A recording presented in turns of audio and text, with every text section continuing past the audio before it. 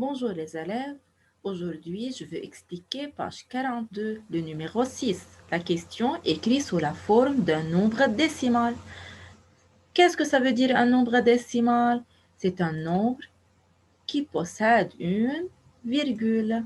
Alors, on a une partie entière qui se trouve avant la virgule et la partie décimale qui se trouve après la virgule. Donc, maintenant pour la partie A, on a 2 plus 47 sur 100. 2, c'est un entier, alors il se trouve avant la virgule. Alors, il faut écrire 2 avant la virgule. Maintenant, 47 sur 100, c'est-à-dire 47 centièmes. Centièmes, c'est-à-dire les deux chiffres après la virgule. Alors, il faut mettre 47 après la virgule. Voilà. Alors, le nombre décimal, c'est 2,47 ou bien 2 unités et 47 centièmes. Maintenant, pour la partie B, on a 7. 7, c'est un entier, alors il se trouve avant la virgule.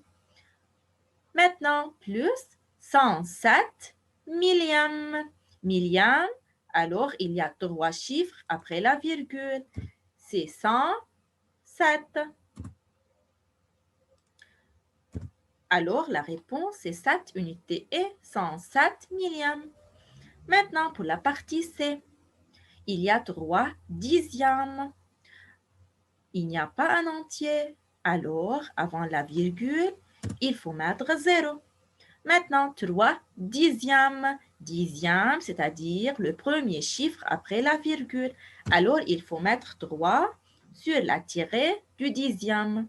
Maintenant, plus 1 millième.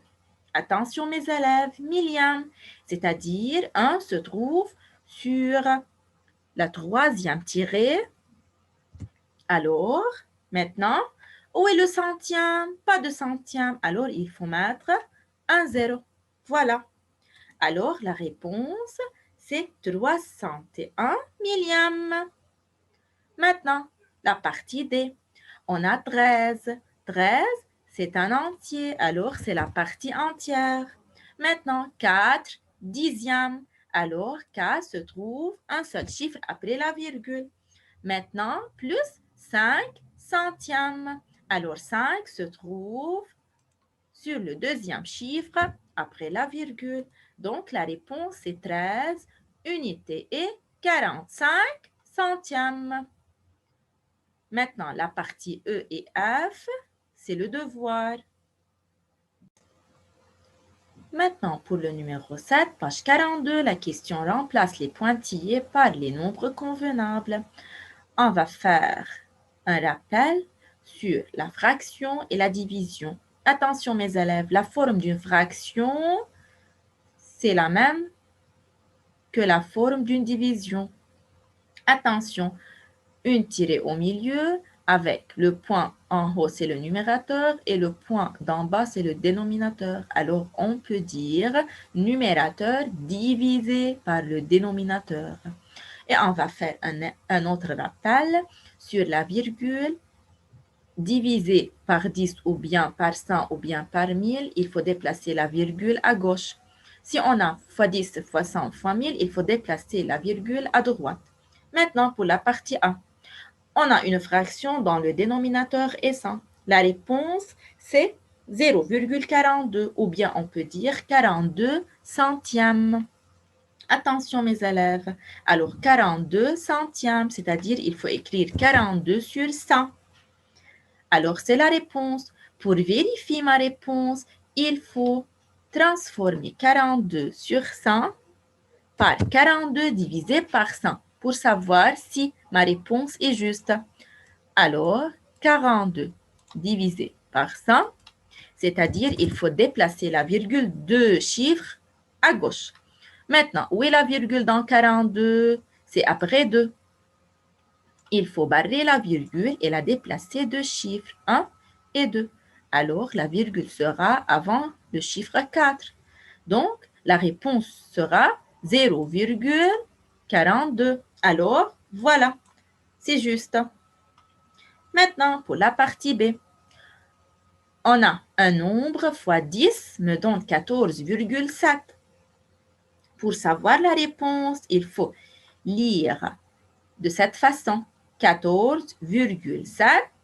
L'opposé de fois, c'est divisé. Alors, 14,7 divisé par 10 me donne, quelle est la réponse? Attention, on a division, alors vers la gauche.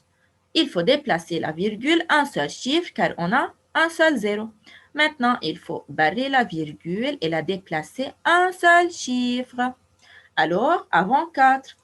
Donc, la réponse sera 1,47.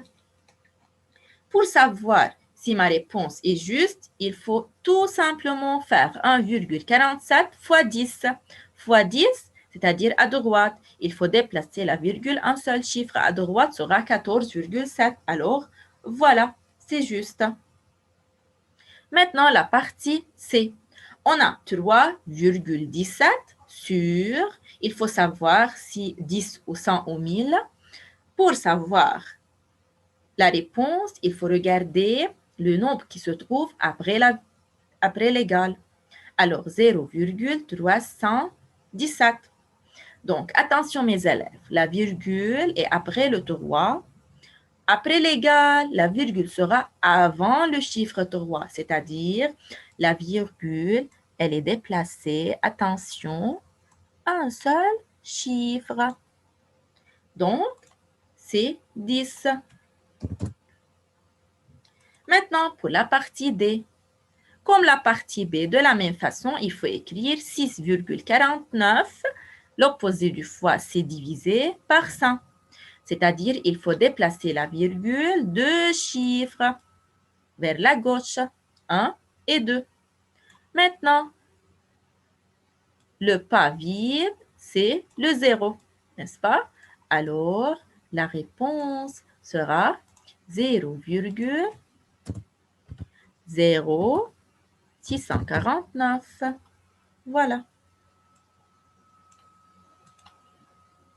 La partie E et F, c'est le devoir. Merci pour votre attention et au revoir.